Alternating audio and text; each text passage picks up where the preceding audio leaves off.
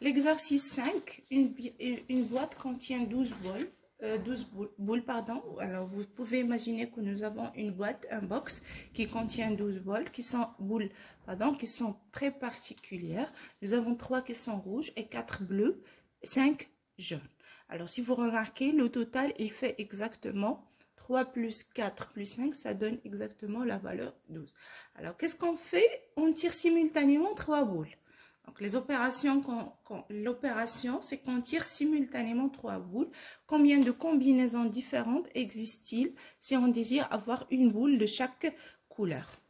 Alors, la réponse est très simple, puisque pour avoir une boule rouge, pour avoir une possibilité, nous avons 3 possibilités pour avoir une boule rouge, 4 possibilités pour avoir une boule bleue et 5 possibilités pour avoir une autre qui est jaune. Donc, ce sont des combinaisons et on applique le principe de dénombrement. Ça donne la combinaison, ou bien C1 parmi 3 fois C1 parmi 4 fois C1 parmi 5. Alors, l'exercice 6, à partir d'un groupe de 5 femmes et de 7 hommes, combien de comités différents composés de 2 femmes et de 3 hommes peut-on former? La réponse, si je veux chercher quel est le nombre des combinaisons possibles pour choisir les femmes, ben, je vais choisir 2 femmes parmi les 5, c'est 2 parmi 5. Et si on veut le nombre des possibilités de choisir 3 hommes parmi 7, ça fait c'est 3 parmi 7. Et donc, le nombre de possibilités pour composer ce genre de comité, ça va être C2 fois parmi 5 fois C3 parmi 7 qui donne 350 possibilités.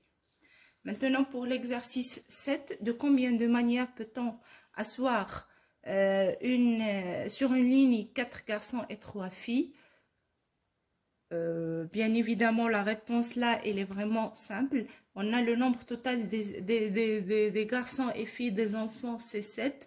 Donc, pour la première position, nous aurons 7 possibilités. Pour la deuxième, c'est 6. Pour la troisième, c'est 5, etc. Donc, ce qui donne finalement que nous aurons 7 factorielles possibilités. Ce qui donne 720 possibilités de choisir la position des enfants. Maintenant, si on rajoute d'autres conditions, première condition, si les garçons doivent rester ensemble et les filles aussi, alors dans ce cas-là, on va former plutôt des groupes, 2 groupes, chacun est... le premier, il va être constitué de 4 possibilités, le deuxième de 3 possibilités, sans oublier qu'on va là effectuer ou bien choisir ou bien construire 2 groupes. Ce qui donne 2 factoriels fois 4 factoriels fois 3 factoriels, un total de 288 possibilités. Si seuls les garçons doivent rester ensemble, alors, si on dit que seuls les garçons doivent rester ensemble, dans ce cas-là, on peut considérer, ou bien on va considérer plutôt 4 groupes, informés des 4 garçons et 3 autres, quelle que soit la nature, chacun formé par une seule fille. Donc, il y a 4 factorielles façons pour construire, pour permuter les garçons. Un factoriel façon pour choisir la fille. Et donc, finalement, on aura pour les 4 groupes 4 factoriels fois 1 factoriel fois 1 factoriel fois 4 factoriels qui va donner exactement 576. Alors, ce que je veux mentionner là, ou bien sur la chose sur laquelle je vais insister, c'est que pour résoudre ce genre d'exercice, il faut toujours avoir l'idée. Il faut toujours se poser les questions suivantes. Quel est le nombre des opérations? Quelles sont les opérations?